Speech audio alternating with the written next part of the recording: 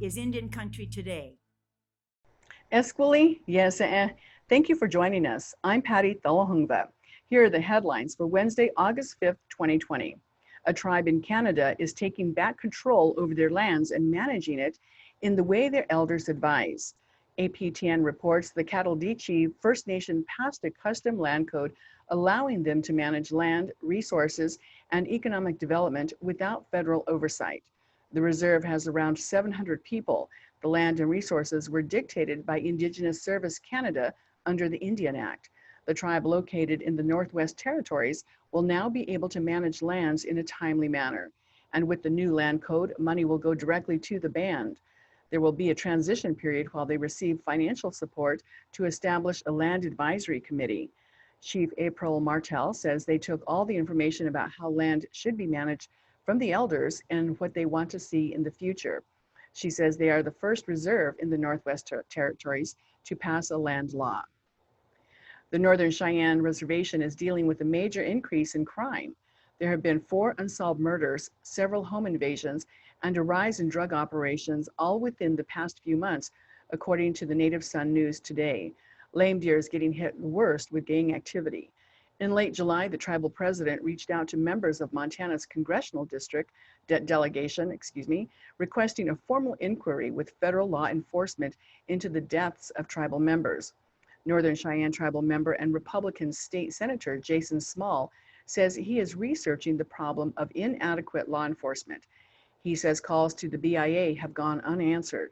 Small says normally the BIA force has 12 officers in the Northern Cheyenne Agency, but it's down to 5. The agency has not been fully staffed since 2013. The president's son is weighing in on a controversial copper and gold mine in Alaska. Pebble Beach is owned by a Canadian company, and the U.S. Army Corps of Engineers is in the final permitting stages for the mine. Donald Trump Jr. retweeted a message from the former chief of staff for the vice president, who urged the Environmental Protection Agency to block the Pebble mine in Bristol Bay.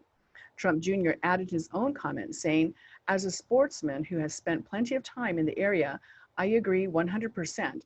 The headwaters of Bristol Bay and the surrounding fishery are too unique and fragile to take any chances with." A spokesperson for the United Tribes of Bristol Bay says these comments show how valuable Bristol Bay is to the nation and it needs to be protected. And now for an update in COVID-19 in Indian country, let's go to Karina Dominguez. Karina? Leo Senchi Anya, Patty. Leo Senchi Manyawu, Getcha Malaya. The Blackfeet Nation is rallying around their elders to protect them from COVID-19. The tribe reported 9 positive cases back on June 28th, and that prompted Lauren Racine to take action. He works for a local grocery store, and he created the account Blackfeet Community Help to connect elders with Good Samaritans who could help with grocery runs. So that group grew to 600 members, and they actually expanded their donations to food products, cleaning products, masks, and hygiene kits as well. In Montana, they're actually looking at some pretty sad numbers there. So Montana natives make up 6.6% of the population, but 17% of the state's total COVID cases. When it comes to deaths, the tribal members make up 32% of the deaths in Montana. And in Arizona, the Gila River community is mourning the loss of an artist. So Race Sneed, he thought he was just dealing with his regular, seasonal allergies, but that wasn't the case. He was a part of a drum group, and someone in that drum group had contracted the virus, and he was urged to get tested. That 48-year-old was tested at the Gila River Reservation, and unfortunately, he never got the results back in time. They came back 2 days after he had already passed away. His mother was shocked. She didn't know he was sick. So the community there is still mourning. So just taking a look at the numbers in our database here, as of August 5th, 2020, there are 15,687 positive cases and a total of 652 deaths. Again, that's a total of 15,687 positive cases and 652 deaths as of August 5th. Karina Dominguez, thank you so much. And we'll be right back.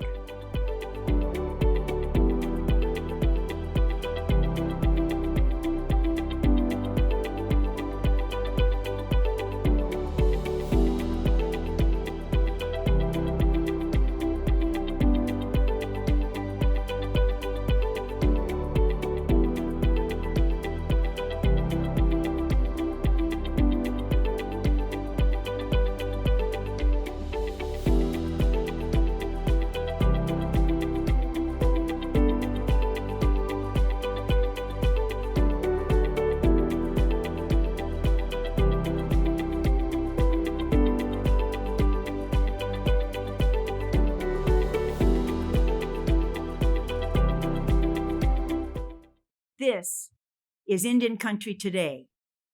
For nearly 100 years, the Santa Fe Indian Market has taken over not just downtown and the plaza there, but through the years, the entire city, except this year. This year, there's a pandemic. People can't safely gather in large crowds, certainly not the kind that descend on all the events leading up to the Indian Market and during the 3-day weekend.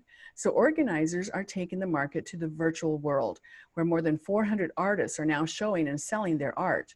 Joining us today to talk about the virtual art market and how it's going is Kim Peone. She is the executive director of SWAIA, the Southwestern Association for Indian Arts. Welcome, Kim. Thank you. Also joining us today is Tim Blueflint Ramel, and he's a designer, flute maker, and artist. He's self-taught and has been making flutes and selling them at India Market for 6 years now. Welcome, Tim. Good morning. Thank you. Well, Kim, this has got to be quite a challenge to recreate Indian Market in the virtual world. It launched this past Saturday. How is it going so far?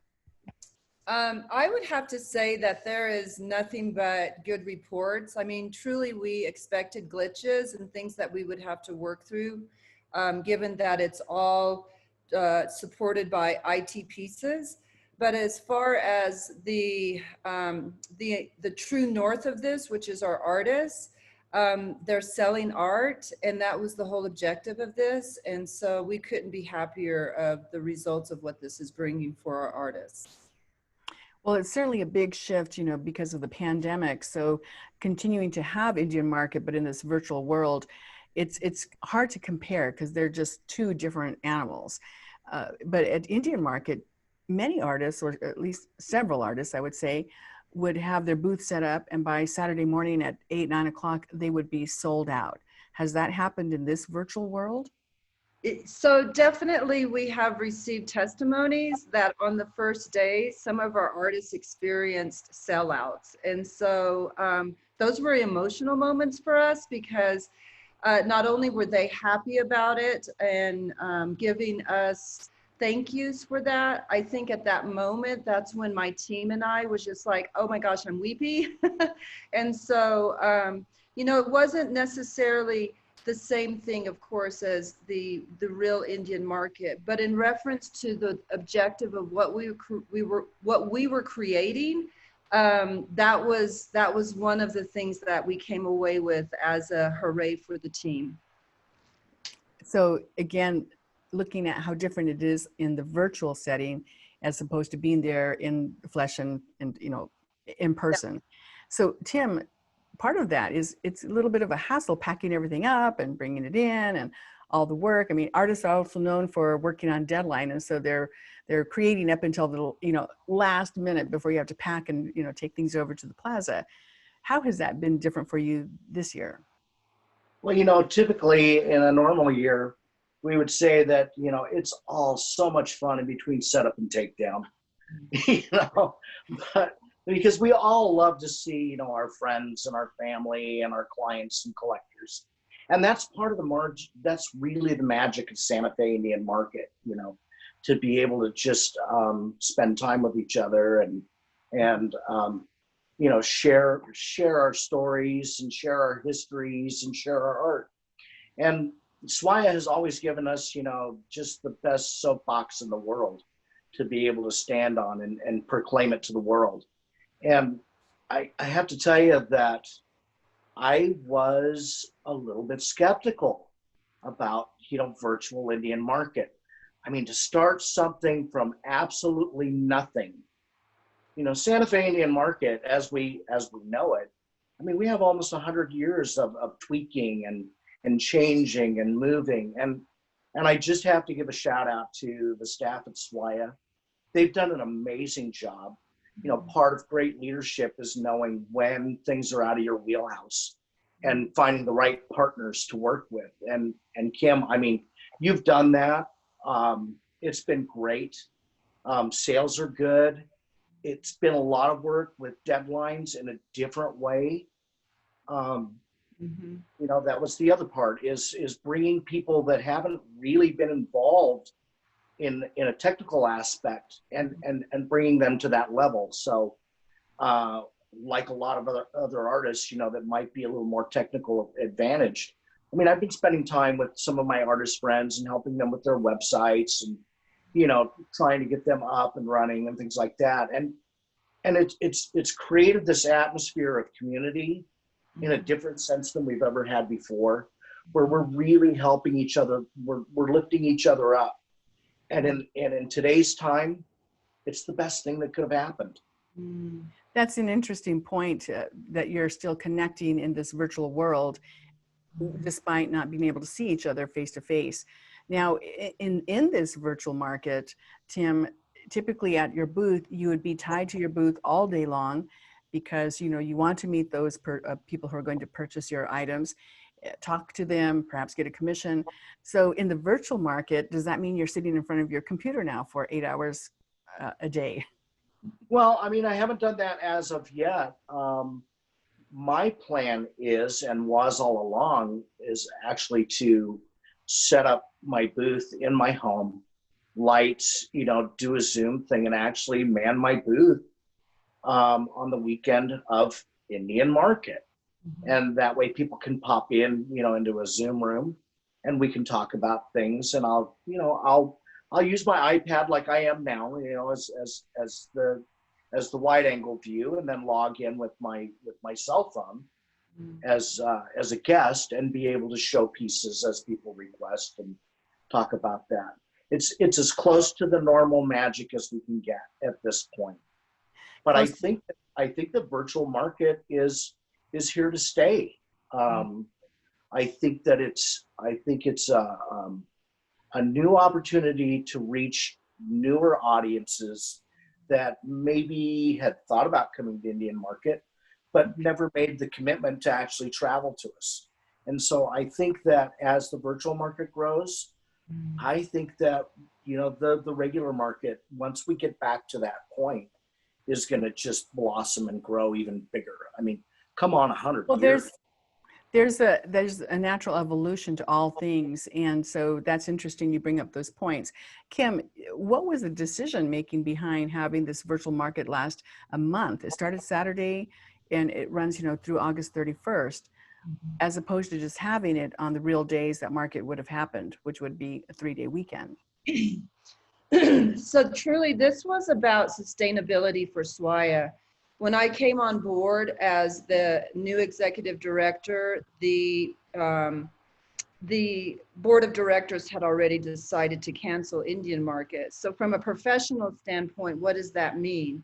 And moving forward, from an evaluation standpoint, being one who's analytical, looked at that business model and was like, really had to look at it from a perspective of sustainability. Santa Fe Indian Market, when it was canceled, what that affected as far as the organization was 90% of the revenue was gone. So it was me as a businesswoman looking at it from not only an accounting perspective, but also from a marketing perspective, operational. What is the IT pieces that I would need to put together to sustain this organization? So it wasn't about trying to put on a 3-day event. This was about us creating a business model that would help sustain us in the future and really bring us into alignment with our mission statement. This is about bringing arts to the world. Well, how do you do that? You do that through IT.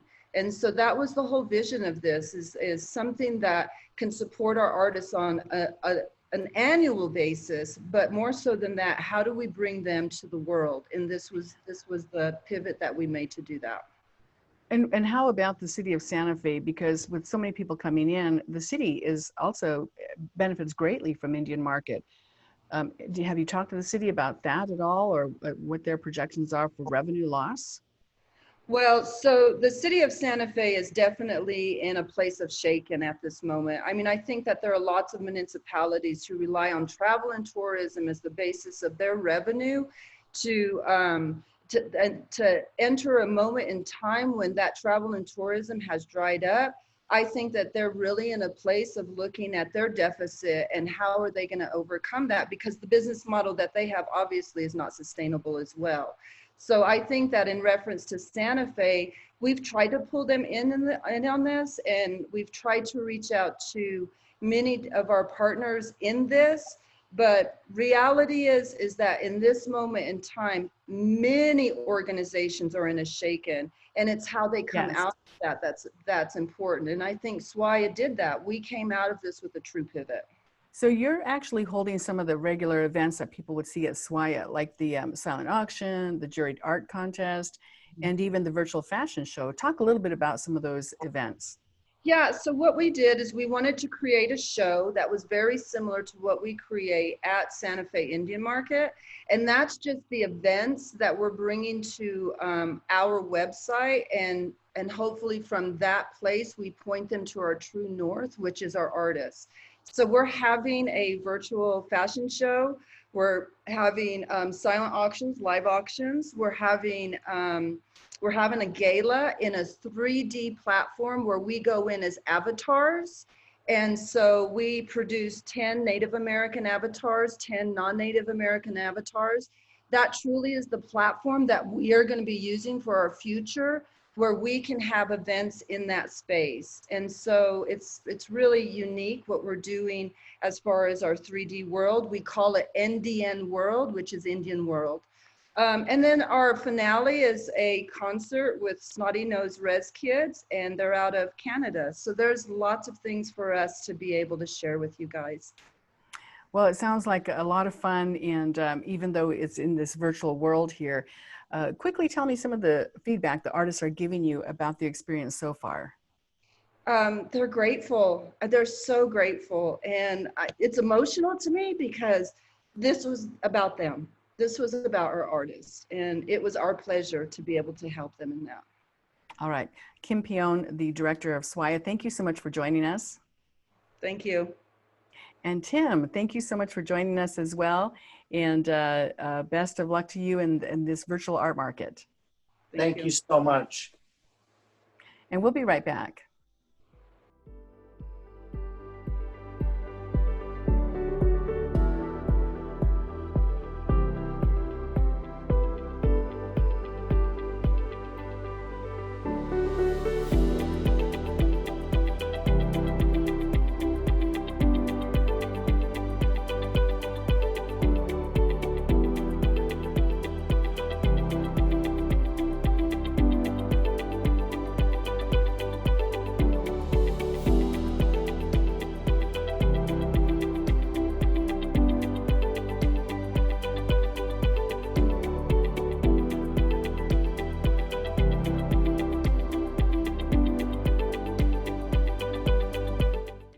This is Indian Country Today.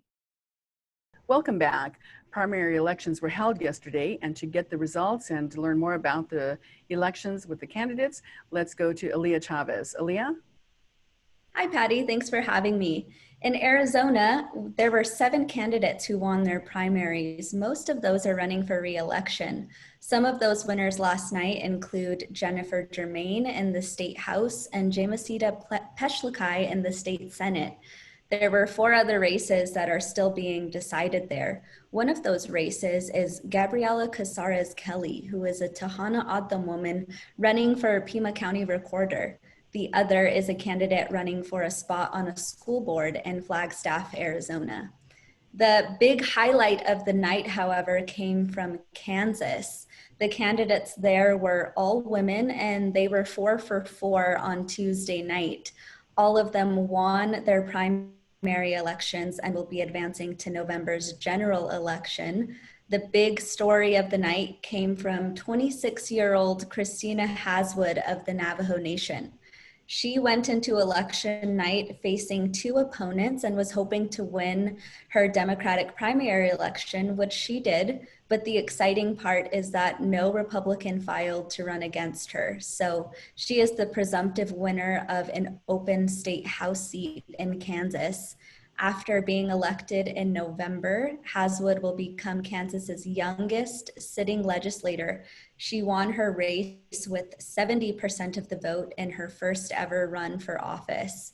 She told me last night that the election felt surreal and that she was really grateful to her team in supporting her run for office. Earlier this morning, on Wednesday morning, Navajo Nation President Jonathan Nez weighed in on her big victory, saying, quote, "Change is happening with this election, and Christina Haswood is part of that change. I am very proud of her and all that she has accomplished to this point. She is truly an inspiration to our people, especially our young people." Also in Kansas, we had Representative Sharice Davids, who is seeking a second term in Congress. She didn't face any opponents in her primary election, but she did find out who she will run against in November. Amanda Adkins, who is the former chairwoman for the Kansas Republican Party, will be her opponent. I had the opportunity to talk with Representative Davids on Tuesday, and we talked about her experience campaigning in the pandemic, but also talked about Native representation in politics. I shared with her that I've been covering the elections of every Native candidate across the country, and she told me she was quite excited to learn about the Native people running for office. I know you're talking to so many Native candidates out there, and you know, we're seeing a new age of Native people really taking the reins in our state legislatures, in our federal government, and I'm looking forward to when we have more Native women serving in the House with us, some in the Senate, and then obviously, yes, at some point as our vice presidential and presidential nominees. The next race that I'll be watching will happen on Saturday, August 8th. All right. And what about the other states that you're following in Michigan? What's the status on the candidate there? In Michigan, we had one Native candidate running for a county commission, and that race hasn't been called yet. Sometimes those smaller races sort of take a little bit longer, especially if it's a mail-in ballot, something that we're completely expecting in this election cycle. So we're not quite sure the outcome of what happened in Michigan yet. The other candidates running in Washington were quite interesting. We had, Glenda Brailer, who's running for Washington State House. That was a race that hasn't been called yet. She's a first-time candidate as well. We also had another candidate, I'm just checking my notes here, who was running for re-election in the Washington State Supreme Court. Her name is Raquel Montoya Lewis, and she won her primary election last night, so she's well on her way to being reelected in Washington. So 4 states yesterday, and again, looking at the large number of Native representation on the ballot, 21 total here. Do we have a total so far on how many candidates you've been following in these primaries? I don't have a complete total, only because in August, it's going to be a really, really big month for Native candidates. The last that I checked alone, there was more than 60 candidates who have primaries in August. And, you know, that's just 1 month. We had primaries already in June and July. So August alone is just, you know, so many candidates to follow. Our entire team is covering the elections happening on Saturday, and then next week. Tuesday, we jump right back into Minnesota, where we're going to be following some more candidates. As of right now, we're only aware of 7 Native candidates in Minnesota. So if anyone out there is listening, if you know of any Native person running for public office in Minnesota, please reach out to us. We're very, very happy to learn of any Native person running for public office there. And we're following not just people who are running for state leadership in the House or the Senate, but we're also following people who are, as you mentioned earlier, running for school boards, city councils, and what other kinds of offices? That's right. We're following candidates who, you know, if you have to run for office, somebody has to vote for you, we want to know about it. So I've covered some really great races. I've covered a handful of city council races, one of those in Arizona, where the city of Tempe actually had the first ever Native person elected to their city council. Doreen Garlid, who's from the Navajo Nation, was elected there. But we're also following school boards. There's been a handful of people running for school boards that I've covered before. And that's something, you know, that I talked about with Representative Davids. She said she encouraged anyone, if they're thinking about running for office, to really consider it regardless of how big or small the office may be. It's quite exciting, and all leading up to Election Day, which is what, about 90 days away now? Definitely less than 100 days. All right. Aaliyah Chavez, thank you so much. Thanks, Patty. And thank you for watching. Take care of yourselves. Your life is precious. I'm Patty Tholohungva. Join us again tomorrow.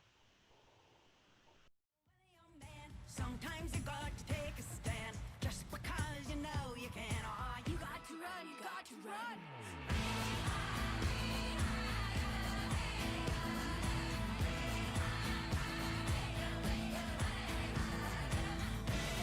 Standing Rock.